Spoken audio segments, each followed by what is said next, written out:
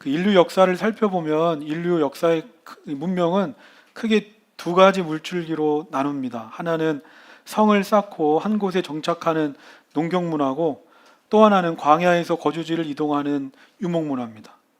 이 농경문화의 경우는 농사를 지어야 하기 때문에 늘 공간, 땅이 필요했습니다.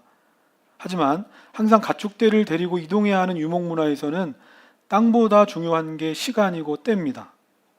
시간과 계절을 생각해서 하루하루 그에 맞게 대응하고 대비하고 적응해야 합니다. 농경문화에서는 인간의 힘으로 자연의 한계를 어느 정도 극복할 수 있습니다. 댐이나 저수지나 수로를 만들어서 가뭄에 대비합니다. 성경에서 이와 같은 농경문화의 대표적인 나라가 이집트입니다. 이집트인들은 풍부한 이 나일강의 물을 수로로 끌어들여 비옥한 농경지를 만들었고 농경문화로 성공했습니다. 그래서 흉년이 오면 아브라함을 비롯해서 당시 그 주변 사람들이 다 이집트로 갔던 겁니다. 이집트같이 농경문화가 발달된 곳에 사는 사람들은 인간의 힘으로 어려움을 극복할 수 있다고 생각하기 때문에 눈에 보이지 않는 신에게 간절히 매달리지 않습니다. 하지만 유목민들은 자연 앞에서 인간이 얼마나 무력한 존재인지 깨닫습니다. 하늘에서 비가 내리지 않으면, 하나님께서 주시지 않으면 아무것도 할 수 없기 때문에 항상 하늘을 바라봅니다. 또한 농경문화가 많은 화려하고 시끄러운 도시와 다르게 유목민들은 조용히 사막에 홀로 앉아 있을 때가 많습니다. 그래서 밤에 별을 보며 조용히 묵상하고 하나님을 생각할 시간과 여유가 있었던 겁니다. 농경문화에서는 주변을 계산할 줄 아는 영리함, 영악함이 있어야 합니다. 그러나 유목문화는 내 생각, 내 지혜로 무언가 해보려는 생각을 포기하고 언제나 먼저 하나님을 바라봅니다. 내 힘과 지혜로 살지 않고 언제나 하나님을 바라보면 때마다 일마다 하나님께서 나에게 은혜를 주신다. 이러한 삶이 겉으로는 참 멋지고 또 아름다워 보일지 모르지만 실제로 이런 유목민 같은 삶을 살게 된다면 어떻겠습니까? 분명 하나님의 놀라운 은혜를 경험할 때마다 감격스럽고 감사하지만 마음 한켠은 늘 불안한 겁니다. 우리는 본능적으로 이 안정적인 걸 좋아하는데 내 힘으로 한 게 아니니까. 농경문화 사람들처럼 혹시 모를 미래를 대비해서 준비해 놓은 것도 없으니까. 만약에 또다시 이와 같은 어려움과 문제가 찾아왔는데 만약 그때 하나님이 도와주지 않으신다면 그때는 어떻게 하지? 하는 현실적 두려움, 불안함이 있다는 겁니다. 우리가 함께 살펴보고 있는 다윗이 그렇습니다. 사무엘 선지자로부터 장차 왕이 될 것이다 기름 부음 약속을 받았지만 하나님의 약속이 이루어진 것은 없습니다.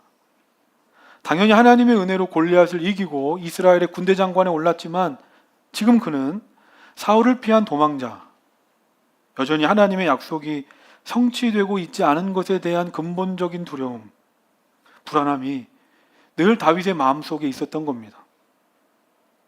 저는 이것이 결코 다윗만의 이야기라고 생각하지 않습니다. 많은 그리스도인들이 오늘도 가정에서, 학교에서, 직장에서 그리스도인답게 살기를 애씁니다. 그래서 바쁜 일상 속에서도 어떻게든 시간을 내서 성경 말씀을 읽으려고 하고 또 다양한 훈련을 통해서 영적 성장을 기대합니다.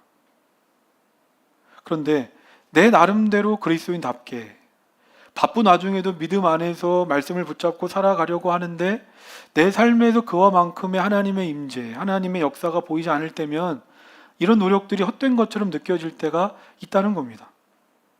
아니 내가 이렇게까지 했는데, 바쁜 상황 속에서도 이렇게까지 했는데 그러면 상황은 좀 좋아져야 되는 거 아닙니까? 아무런 변화가 없는 현실을 볼 때마다 하나님 계시는가? 하나님이 나와 함께 하시면 왜 나에게 이런 일이 반복될까? 내 마음을 괴롭게 하는 질문들이 내 머릿속을 맴돕니다. 오늘 말씀을 준비하면서 이런 생각이 듭니다. 이것이 바로 이 땅에서 유목민으로 사는 내 힘과 능력이 아니라 오직 하나님을 바라보며 살아가는 우리 믿음의 사람들, 주의 자녀들의 숙명이 아닐까. 지난주까지 말씀을 보면 사울의 추격을 피해서 다윗이 사무엘이 있는 라마 나요트에 갔습니다. 그곳에서 전적인 하나님의 은혜로 사울 왕의 군대를 다 물리쳤음에도 불구하고 내 안에 있는 이 근본적 두려움, 불안함이 사라지지 않으니까 어떻게 합니까? 내 눈에 보이지 않는 하나님이 아니라 내 눈에 보이는 나를 지금 실제적으로 도와줄 수 있을 것 같은 친구 요나단에게 도망치는 겁니다. 사울의 아들이기도 하고 한 나라의 왕자이기도 하니까 요나단에게 찾아가면 어떻게든 문제 풀어지지 않을까?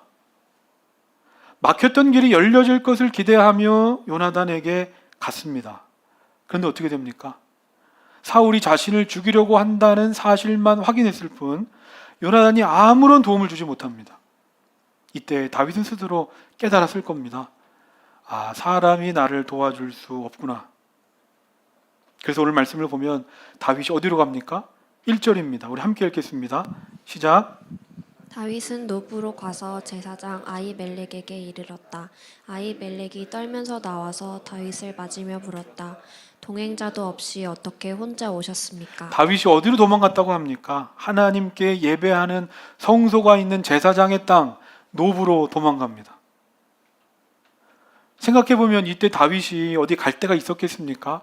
사무엘도 떠났고 또 자기가 의지하고 믿었던 친구 요나단과도 헤어지고 갈 길이 막막합니다. 저도 그렇고 오늘날 사람들이 얼마나 이 건강에 신경을 많이 씁니까? 건강한 삶을 위해서 무엇이든 합니다. 유혹을 이기기 쉽지는 않지만 웬만하면 맵고 짜고 단 거, 자극적인 음식도 피하려고 하고 군것질도 최대한 줄이려고 합니다. 그리고 어떻게든 스트레스도 안 받으려고 합니다. 화내면 나만 손해니까 다른 사람과 논쟁도 웬만하면 안 하려고 하고 남의 일에 이렇게 얽매여 살려고 하지 않습니다. 오로지 내 일에만 집중합니다. 또한 내 미래를 위해서 재테크에도 얼마나 다들 관심이 많은지 모릅니다. 그런데 아무리 내가 신경 쓰고 준비해서 건강하게 안전하게 살아야지 해도 안전한 삶을 살 수 있는 것이 꼭 아니라는 겁니다. 어느 날 갑자기 생각하지도 못했던 사고가 일어나서 생명을 잃어버리는 경우들을 우리는 봅니다. 제가 이거 건강에 신경 쓰지 마라 이런 게 아닙니다. 미래 준비하지 말고 마음대로 막 살아라 그런 것도 아닙니다. 당연히 내가 할 수 있는 최선, 노력, 계획 해야 됩니다. 하지만 우리가 잊지 말아야 되는 건 정말 나를 안전하고 풍요롭고 행복하게 살게 해주는 건 내가 하나님을 바라보느냐 하나님을 바라보지 않느냐에 달려있다는 겁니다. 왜 그렇습니까? 우리는 이 땅이 최종 목적지인 것처럼 이 땅이 전부인 것처럼 살아가는 농경문화에 속한 사람들이 아니라 천국이 있음을 알고 천국을 향해 오늘도 달려가는 나그네요 유목민들이기 때문에, 다시 말해서 내 힘과 능력으로 사는 사람들이 아니라 위로부터 부어주시는 전적인 하나님의 은혜로 사는 사람들이기 때문에 언제나 어디서나 하나님을 바라보는 것, 이것이 주의 자녀된 우리들의 삶의 방식인 겁니다. 그렇다면 오늘 나는 어떻습니까? 문제를 만났을 때 하나님을 바라보십니까? 그런데 안타깝게도 많은 사람들이 문제를 만나면 더욱더 하나님과 가까워지는 게 아니라 오히려 하나님과 더 멀어지는 사람들이 있습니다. 지금이 내 인생의 가장 중요한 시기라면, 너무나도 힘들고 어려운 문제를 가지고 어찌할 바를 모른다면 당연히 가장 먼저 하나님께 나아가야 되는 거 아닙니까? 그런데도 내가 지금 바빠서, 내가 지금 문제가 생겨서 오히려 예배를 빠지고 신앙생활을 소홀히 한다면 어떻게 되겠습니까? 2절 말씀입니다. 우리 함께 읽겠습니다. 시작. 다윗이 제사장 아히멜렉에게 대답하였다. 나는 임금님의 명령을 띠고 길을 떠났습니다.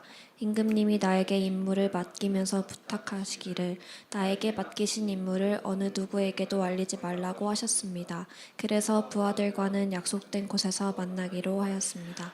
아까 읽었던 1절 말씀을 보면 제사장이 다윗에게 묻습니다. 어떻게 동행자도 없이 오셨습니까? 다윗은 이스라엘의 당시 지도자급 위치에 있었기 때문에 어디를 이동하든지 수행하는 병사들이 꼭 있었습니다. 그런데 그날 다윗이 불쑥 혼자 찾아온 겁니다.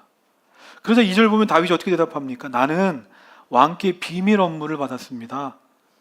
누구에게도 알리지 말라고 하셔서 이렇게 홀로 이곳에 온 겁니다. 다윗의 말이 사실입니까? 진짜 사울이 다윗에게 비밀 업무를 맡겼습니까? 임무는커녕 다윗은 지금 사울의 추격을 피해서 도망쳐 여기까지 온 겁니다. 그러니까 다윗이 지금 제사장 아히멜렉에게 거짓말하고 있습니다. 저는 이 장면을 보면서 오늘 우리의 예배를 보게 됩니다. 예배란 뭡니까? 하나님께 나아가는 겁니다. 하나님께 숨길 것 없이 내 모습 그대로 나아가는 게 예배입니다. 하나님, 내 삶이 힘들면 지금 내 삶이 힘듭니다. 그래서 더 이상 믿음대로 살기도 어렵고 말씀대로 살지 못할 것 같습니다. 하나님, 나 어떻게 해야 됩니까?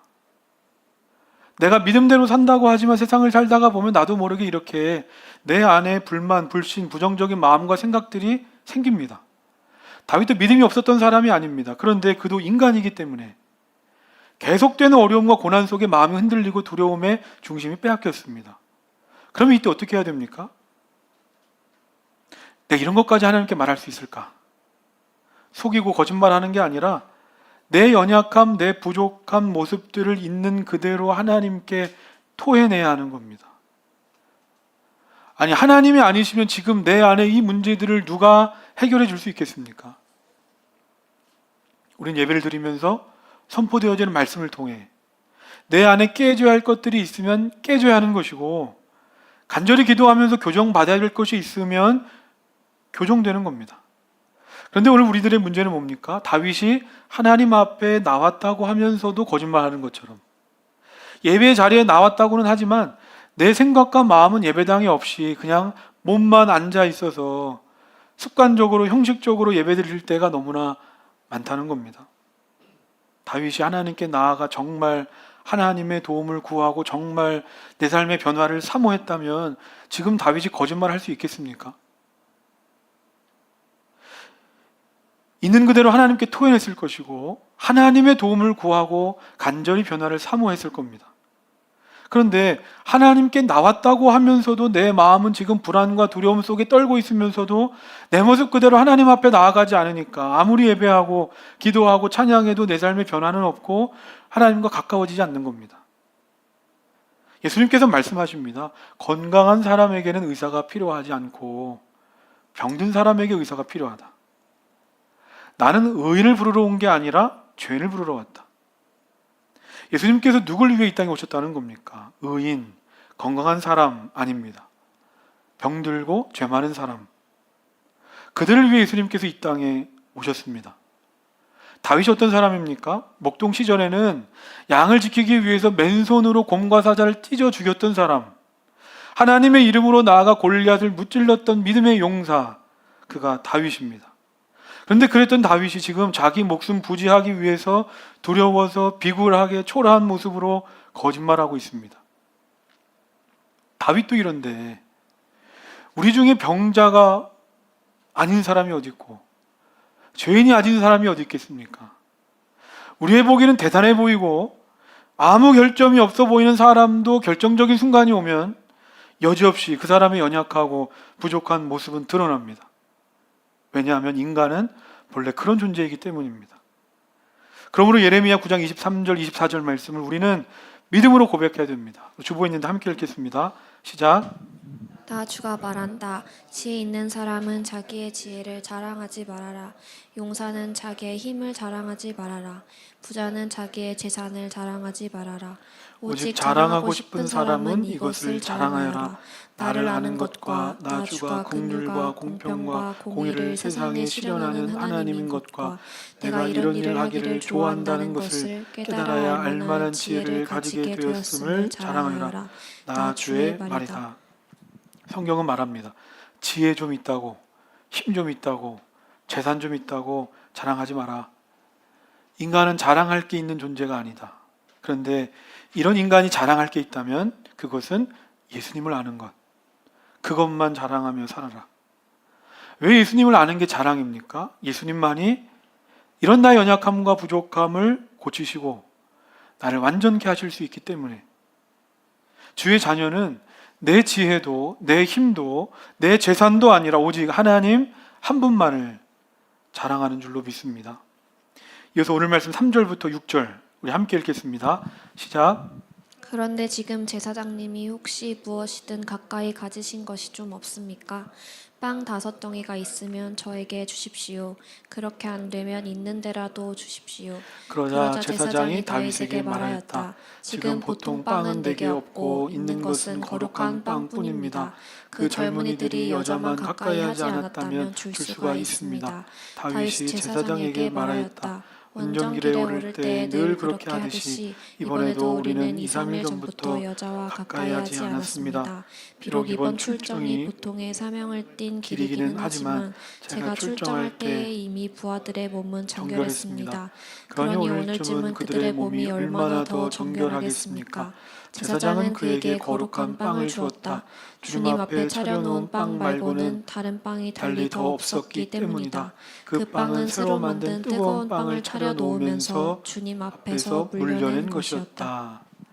지난주 말씀 사무엘상 20장을 보면 사울의 의중을 파악하기 위해서 다윗이 바울 곁에 숨어서 며칠을 보냈습니다. 그리고 나서 곧바로 노브로 왔으니까 실제로 다윗은 아주 배고팠을 거고 지쳤을 거고 힘든 상태였을 겁니다. 그래서 3절 보면 다윗이 제사장에게 말합니다. 먹을 것이 있으면 좀 주십시오. 그러자 제사장이 말합니다. 나에게 보통 빵은 없고 거룩한 빵밖에 없습니다. 여기서 말한 거룩한 빵은 진설병으로 성막 안에 있는 떡상 위에 올려놓는 하나님께 드렸던 빵을 의미합니다. 진설병은 12개가 놓여 있었는데 일주일에 한 번씩 그 빵을 새 것으로 교체하고 일주일이 지난 그 빵은 제사장과 그의 가족들이 먹는 율법이 있었습니다.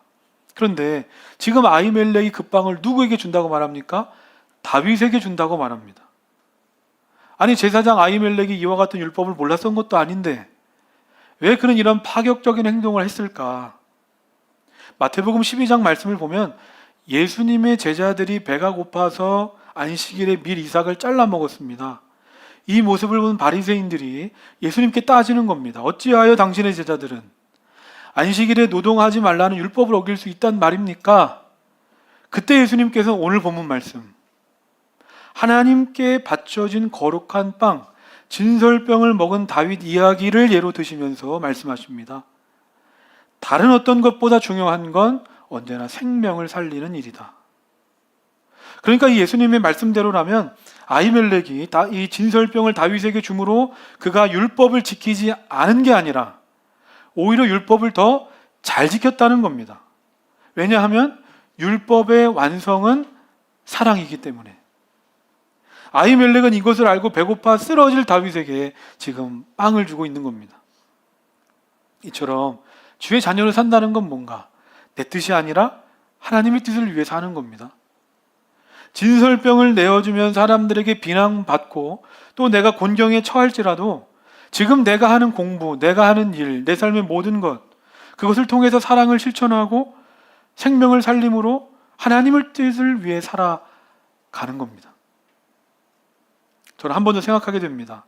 하나님께서는 왜 성전에 오늘날 교회에 빵을 두셨을까? 보기 좋으라고? 장식품으로? 그렇지 않습니다. 빵은 인간이 먹고 사는 실제 양식입니다. 당시 성막에는 이스라엘 12지파를 상징하는 12개의 떡이 있습니다. 이것은 하나님께서 이스라엘 모든 백성들의 먹고 사는 문제를, 즉 생명을 책임져 주시겠다는 증거의 표시입니다. 실제로 지금 다윗은 육체적으로 배고프고 지치고 힘든 상황입니다. 뿐만 아니라 그의 마음은 두려움으로 병들고 탈진했습니다. 근데 우리가 여기서 주목해야 되는 건 이런 다윗에게 하나님은 빵을 먹이신다. 이겁니다. 교회란 뭔가? 세상을 살면서 지치고 굶주리고 탈진한 이들이 교회로 와서 빵을 먹음으로 힘을 내 일어나서 하나님께서 나에게 맡겨진 삶의 자리로 다시 힘차게 나아갈 수 있게 하는 것. 그것이 바로 교회고 교회를 통해 베풀어 주시는 하나님의 은혜입니다. 저는 바라기를 우리 교회가 에스겔 47장에 성전에서 나오는 물이 흘러가는 곳마다 살아나는 역사가 일어났던 것처럼 물결이란 교회 이름대로 누구든지 우리 교회에서 나오는 생명의 물을 마심으로 그의 영혼, 육체가 살아날 뿐 아니라 나를 통해서 나에게 속한 사람들에게까지 생명의 물결을 흘려보내는 교회와 성도가 되시기를 주님의 이름으로 축원합니다. 이어서 8절부터 9절 말씀 우리 함께 읽겠습니다. 시작. 다윗이 아이 멜렉에게 또 한 가지를 물었다. 제사장님은 지금 혹시 창이나 칼을 가지고 계신 것이 없습니까? 저는 임금님의 명령이 너무도 급하여서 나의 칼이나 무기를 가져오지 못했습니다. 제사장이 대답하였다. 그대가 엘라 골짜기에서 쳐 죽인 블레셋 사람 골리앗의 칼을 보자기에 싸서 여기 에봇 뒤에 두었습니다. 여기에 이것 말고는 다른 칼이 없으니 이 칼을 가지고 싶으면 가지십시오. 다윗이 말하였다. 그만한 것이 어디에 또 있겠습니까? 그것을 나에게 주십시오. 제사장 아히멜렉에게 빵을 받고 난 다윗이 한 가지 더 묻습니다. 지금 혹시 무기할 만한 칼이나 창을 가지고 계신 게 있습니까? 제가 너무나 급하게 나온 나머지 무기도 챙겨 나오지 못했습니다. 그러자 9절 보면 제사장이 대답합니다. 제사장의 의복인 에봇 뒤에 당신이 엘라 골짜기에서 쳐 죽인 골리앗의 칼이 있습니다. 그것이라도 필요하시면 가지고 가십시오. 아니, 다윗은 지금 왜 예배를 드리면서 칼을 찾고 있을까? 제가 처음에 얘기했습니다. 우리는 때마다 일마다 베풀어 주신 하나님의 은혜에 감격하고 감사하면서 늘 동시에 내 마음 한켠에는 내 힘으로 한 게 아니라 내 눈에 보이는 무언가가 내 손에 있지 않기 때문에 찾아오는 이 두려움, 불안함이 늘 내 마음속에 있다는 겁니다. 지금 다윗이 그렇지 않습니까? 요나단을 보면서 스스로 깨달았습니다. 아, 사람이 나를 도와줄 수 있는 게 아니구나. 그래서 다시 하나님 앞에 나왔음에도 불구하고 동시에 그의 마음속에는 자기도 어쩔 수 없이 내 눈에 보이는 실제적으로 나를 도와줄 수 있고 힘이 되어줄 수 있을 것을 찾는다는 겁니다. 예배를 드리면서도 참된 힘과 기쁨을 발견하지 못하니까 예배를 드리면서도 지금 칼을 찾고 있습니다. 지난날 다윗이 골리앗과 싸울 때 뭐라고 말했습니까? 사무엘상 17장 45절. 그러자 다윗이 그 블레셋 사람에게 말하였다. 너는 칼을 차고 창을 메고 투창을 들고 나에게로 나왔으나 나는 내가 모욕하는 이스라엘의 군대의 하나님 곧 만군의 주님의 이름을 의지하고 너에게로 나왔다. 골리앗, 너는 칼과 창을 가지고 나오지만 나는 그런 무기 필요 없다. 왜냐하면 나는 만군의 하나님의 이름을 의지하여 나아가기 때문이다. 하나님만 나와 함께 하시면 칼, 창 필요 없이 나는 승리할 수 있다 말했던 다윗이었습니다. 위로부터 부어주시는 은혜면 이 세상에 어떤 문제와 어려움을 만나도 능히 이길 수 있다 믿었던 다윗이었다는 겁니다. 그런데 그런 다윗이 거짓말을 해서 빵으로 배를 채웠을지는 몰라도 예배를 통해서 하나님을 인격적으로 만나지 못하고 경험하지 못하니까 하나님께서 골리앗, 아니 이 세상 무엇과도 비교할 수 없는 크고 강하신 분임을 알지 못하니까 돈이나 사람이나 세상이나 하나님이나 다 똑같이 보이는 겁니다. 예전에는 하나님 한 분이면 충분했는데 이제는 돈도 의지하고 사람도 의지하고 하나님도 의지하며 사는 것이 아니겠습니까? 내 삶을 돌아봅시다. 일주일간 세상을 살면서 아, 나 그래도 주의 자녀니까 하나님만 바라보며 사셨습니까? 오히려 칼이나 창이나 골리앗이나 그런 것들이 하나님보다 크게 보일 때가 더 많지 않았습니까? 이처럼 예배에 실패하면 골리앗이나 사울이나 다윗이나 다 똑같은 연약한 인간일 뿐이라는 겁니다. 오늘 말씀의 결론입니다. 10절, 11절 우리 함께 읽겠습니다. 시작. 다윗이 거기를 떠나 그날로 사울에게서 도망하여 가드 왕 아기스에게로 갔다. 아기스의 신하들이 왕에게 보고하였다. 이 사람은 분명히 저 나라의 왕 다윗입니다. 이 사람을 두고서 저 나라의 백성이 춤을 추며 이렇게 노래하였습니다. 사울은 수천 명을 죽이고 다윗은 수만 명을 죽였다. 이 10절 말씀을 개역개정으로 보면 이렇게 말합니다. 그날에 다윗이 사울을 두려워하여 일어나 도망하여 가드왕 아기스에게로 가니. 아히멜렉에게 빵과 칼을 받은 다윗이 어디 간답니까? 가드왕 아기스에게로 도망갑니다. 가드가 어디입니까? 이스라엘의 가장 큰 적대국 블레셋의 주요 성읍 중에 하나가 가드입니다. 근데 다윗이 지금 거기로 도망간다는 겁니다. 이게 말이 됩니까? 아무리 사울 왕이 두렵고 상황이 급하다고 해도 블레셋의 장군 골리앗을 무찌르고 블레셋에게 결정적 패배를 안겨준 사람이 다윗인데 지금 다윗 스스로 호랑이 굴로 들어가고 있습니다. 학자들은 이때 다윗이 가드에 간 이유가 가드 사람들이 자신을 알아보지 못할 것이라고 생각했거나 아니면 정치적 망명을 요청하면 받아질 것이라고 생각해서 간 것이 아닐까라고 말하지만 아무리 봐도 다윗의 선택은 납득할 수가 없습니다. 하지만 결과적으로 이때 다윗은 자기가 머물 곳이 어디인지를 조금 더 신중하게 생각했어야 했습니다. 아무리 힘들고 어려워도 주의 자녀가 머무를 곳은 따로 있기 때문입니다. 다윗이 머물러서 안 되는 곳에 가니까 어떻게 됩니까? 12절 이하의 말씀을 보면 가드 왕이 자기를 알아보고 죽이려고 하니까 그 주의 자녀로서의 존귀함, 거룩함 다 잃어버리고 수염에 침을 흘리면서 스스로 미친 척을 하면서 수치를 겪는 다윗으로 전락해버립니다. 이처럼 주의 자녀로서 머물러야 할 곳이 있고 머무르지 않아야 할 곳이 분명히 존재합니다. 내 눈에 아무리 좋아 보여도 그곳 하나님이 함께하지 않으시면, 그곳이 하나님이 기뻐하시는 곳이 아니라면 우리는 그곳을 떠나야 합니다. 말씀을 정리하면서 오늘 말씀의 제목은 주의 자녀로 산다는 것은입니다. 주의 자녀로 산다는 것은. 그렇다면 주의 자녀로 산다는 건 뭘까? 다윗의 삶을 통해서 우리에게 보여줍니다. 주의 자녀로 산다고 해서 언제나 믿음으로 승리하는 것도 아니고 언제나 영광 돌리며 사는 것은 아니구나. 왜냐하면 우린 너무나 연약하고 무기력해서 죄에 쓰러지고 두려움에 흔들릴 수밖에 없는 존재이기 때문입니다. 하지만 그럼에도 우리에게 소망이 있는 건 하나님께서는 이런 다윗 포기하지 않으시고 다윗이란 사람을 앞으로 어떻게 주의 자녀로 만들어 가시는지를 우리에게 끊임없이 보여주시기 때문입니다. 이처럼 주의 자녀로 산다는 건 약함, 결점, 흠이 없는 삶을 말하는 게 아닙니다. 하나님의 은혜가 아니면 사울뿐만 아니라 다윗도 제정신이 아닌 미친 사람이 되는 것처럼 바로 내가 죄인입니다. 또 내가 병자입니다. 하나님, 이런 나에게 은혜를 내려 주옵소서.